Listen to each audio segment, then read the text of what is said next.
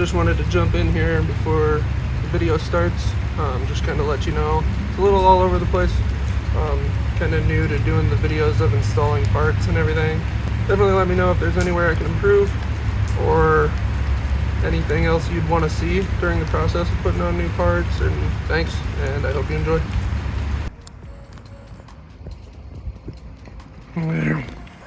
As you can see, starting another one off with the doggo. Out here we found some random soccer field. It's like half the size of a normal one, but yeah, gonna finish up this walk. Got a lot to do today. It's probably gonna be like 2 days of a video wrapped up into one. See how it goes, I guess. Finally got some parts in the mail. Don't mind all the background noise, they're doing the leaves right now. But most importantly, got my handbrake lines in from Drift HQ. I'm super excited about this. Looks like it's not gonna be too much work. Came with all the bulkhead fittings and everything. Hopefully we can find, you know, some factory holes through the back seat or something where we can run these bulkhead fittings. We might have to drill a couple holes. But yeah, let's start things off. Let's get this bolted in, get it sitting how we want to. All right, got a light in here. It's almost too bright, but you can see, got the Sicky mount on the trans tunnel. It's already bolted in. You've probably heard me say in my other videos, this car has been a drift car its whole life. It's gone through a few iterations, and this was one of the things that just came on the car. Fortunately, this expensive center console was also chopped to shit when I got the car. Let's get this mounted up. I got some bolts put in the bottom of this thing. Let's give it a shot.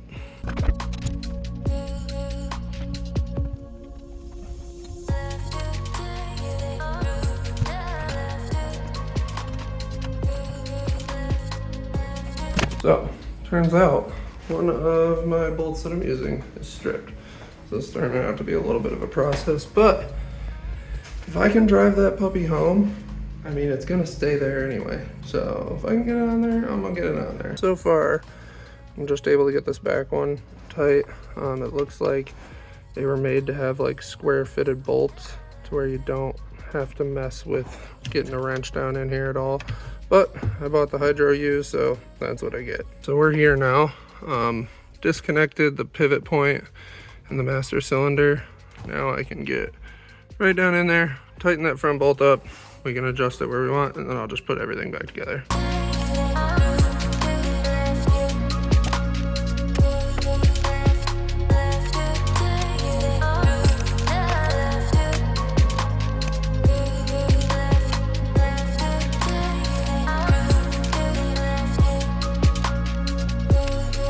That took a little bit longer just to get that mounted up, mainly because of that stripped screw. Let's dive into those lines, get those dug out, see what we're working with here. Did come with a 2-foot extension. I don't know that we'll need it. We might, just being that it's a sedan. It came with the 4 lines, 2 going to the bulkheads and then 2 going from the bulkheads to the calipers. Dig into this, as there's a banjo bolt in there and everything, so probably have to start there. And so got going through the bag. I think we got the proper setup here. You can see that one's got a hole in it, so that's part of our banjo bolt, and this would be the banjo. Also has a hole, I don't know if you'll be able to see it, on this threaded side going all the way through. Allow fluid through, so then it came with these crush washers. We'll just line that up, one there, the banjo, and then another one, and this will go directly into the master on the actual handbrake. We'll hook it up to this longer line and see if we're gonna end up needing that extension or not. Like I said, got the banjo bolt set up. Just gonna get this lined up right in here and just lightly thread it into place. As you can see, the banjo can swivel around. That's the whole point of it. That way we can direct our line anywhere we need to go. Yep, we're gonna lightly do that. Brought over the long line, feed this somewhere into the back seat. Start getting this all nice and threaded on. All right, let's move on. One thing I completely forgot, the back seat's gotta come out. I kind of left them in there just because Otherwise it's just a very bare chassis and it's white, so it kind of sticks out like a sore thumb. But it doesn't look like I'm gonna get that option anymore. So let's get this out of there.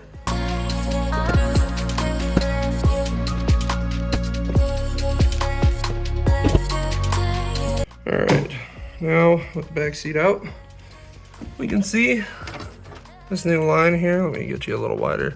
This is our new line.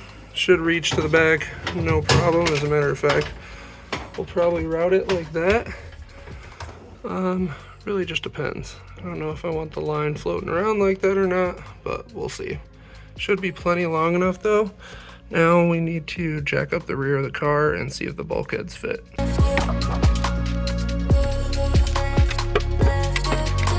Got the car in the air. It took a second off camera. I got these bulkhead fittings in the right location. As you can see, worst part about this car is that it's been used before several times. Well, to my knowledge, 2 other owners, but as you can see, they had old holes behind these ones that I found that must have been some mistakes, I guess. But either way, I can see both of those ones from the bottom of the car. They're not the easiest to access, but it'll be enough. So let's get the fittings and the lines we need to finish up the in-car stuff, and then we'll move down below. All right, so I just went ahead off camera and did that, but as you can see, these lines are freaking amazing. Super simple, just tie them together, and it looks so good. The lines just kind of fell into place. Looks super neat and tidy.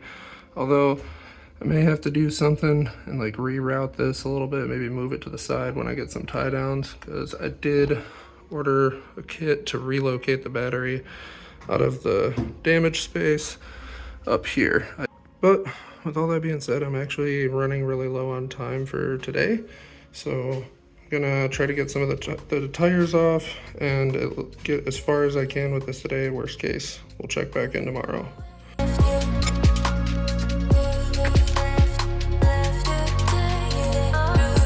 As you can see, got the bulkhead in there.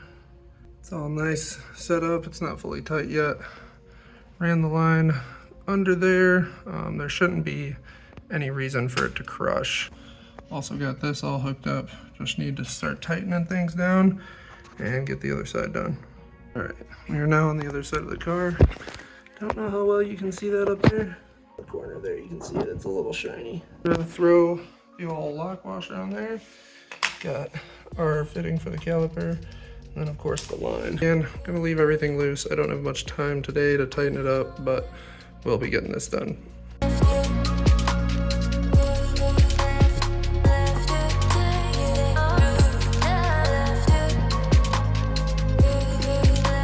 All right, got everything good to go. The only thing left is those bulkhead fittings. Gonna have to wait until I have somebody with me to hold them down up here with a wrench while I tighten them from the bottom.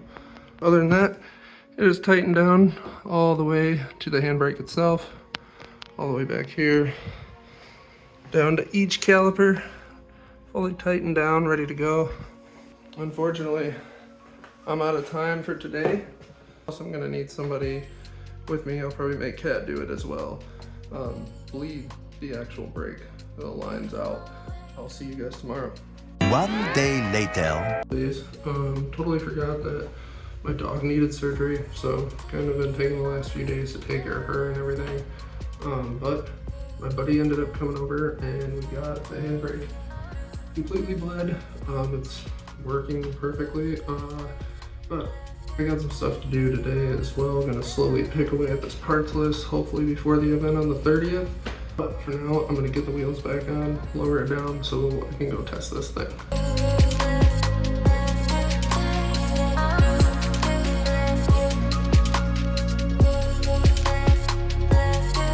All right, so I'm headed back on this, I guess you'll call it neighborhood road. It's a little close to the steering wheel. Not a big fan of that. I might have to finally cave in and get an aftermarket wheel because that's, I don't know, I feel like that's gonna be a problem.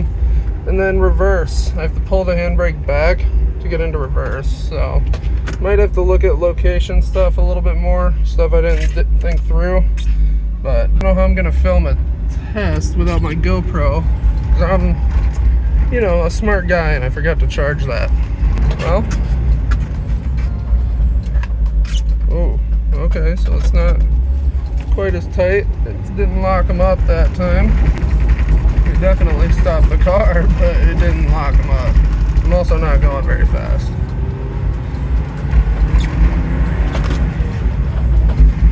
There we go. Okay. Gotta pull it a little bit harder than I thought. Unfortunately, couldn't really find a place at 3 o'clock in the afternoon on a Saturday to really test it out. I did, you know, give it a, don't mind the welded diff noises. I did give it a good try at one of the lights, and it definitely locks it up. We'll just have to go with that, maybe even bleed it a little bit more, and then see what happens at the event. All right, so back in the garage. Handbrake works, it's freaking awesome. Might have to bleed it a little bit more, but as you can see, off camera, I got the car lifted up. Want to check a few things.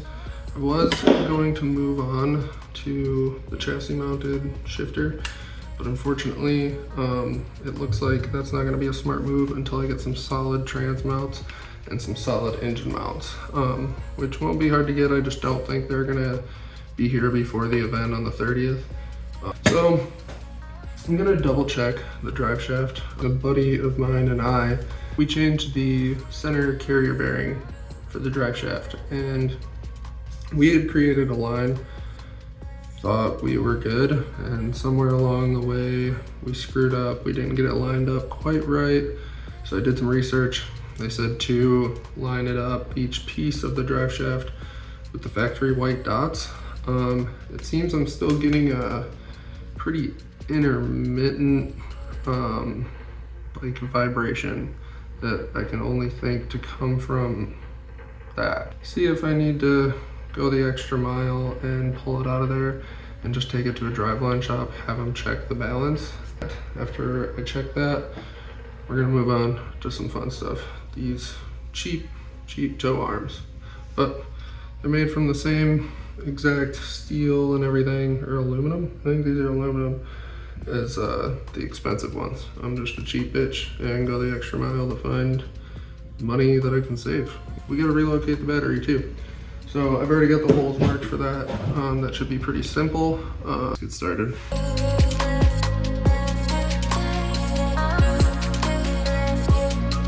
The factory balancing dots are in place.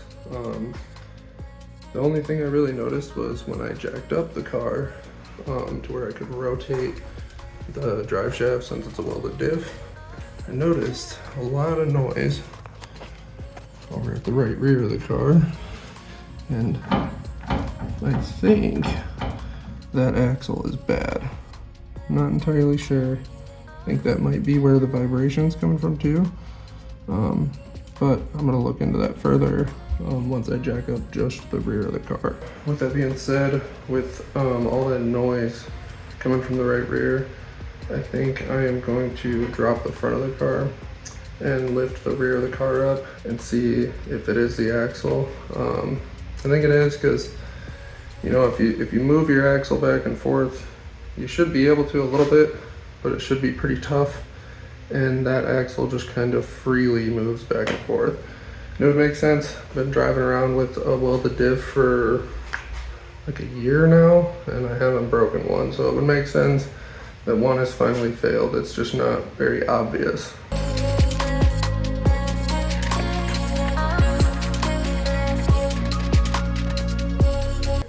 Now I got the back of the car up, it's gonna be a lot easier to show you what's going on under the car now. And as you can see, right side, left side, right here. So this is the one, the left side, that I think is good, like okay. So this, if I try to move it back and forth, takes a good amount of effort. It's not necessarily easy to do. If we move over passenger side of the car, like that's just going everywhere. It's even thudding real hard. So I think that could be the issue, but I believe this is what's going out. You know, that or these are actually kind of feeling a little loose as well. You know, these diffs are 30 years old. Maybe the shim is bad in here, and maybe that's why I'm getting all paranoid. But for now, I'm just gonna say that it's the axle and get these disgusting things changed out.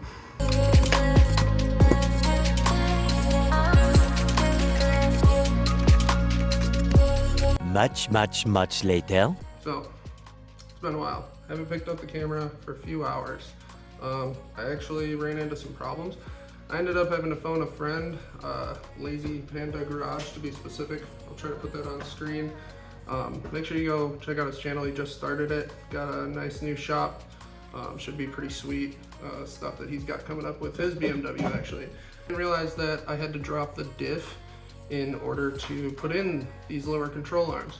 So what I ended up doing was I pulled the drive shaft off of the front of the diff, got the 3 mounting points taken out from there, put a jack under it, lowered it down as much as I could, which was literally if I like shimmied it back and then to the side, opposing the bolt I'm trying to get out, I was able to finagle them out of there and then get the new stuff installed. But it was just a bit of a struggle, so I never ended up picking up the camera. But I'm gonna kind of put it on the screen now. I took a quick video of what everything looks like under there now. You can already, just from when I was putting my wrenches on it to take the old ones out to, you know, putting my wrenches on these ones to tighten them up, it already feels way more solid, way more rigid. I still gotta do the alignment, but I'm just gonna leave that for off camera. I actually gotta get dinner ready and whatnot. It's been a bit of a long day, but I mean, look at these though. These are the stock arms. This is just like the thinnest metal I've ever seen. I'm honestly just really impressed with what these have gone through. Like, holy crap, like I'm just, like I could use this for grip training. Well, I mean, with the amount of pressure it takes, probably a toddler could, but I mean, look how bent that thing is. Like I said, I gotta get dinner ready, so calling it here for the video. I appreciate it if you made it this far in the video. And like I said, go check out my buddy Austin at Lazy Panda Garage on YouTube. He's always done really cool projects, had really cool cars, and he helped me out to where I was able to get this done without trying to find it online. Although if my dumbass were to just Google things before I do it, I probably would have figured it out. So again, thank you for watching, and yeah.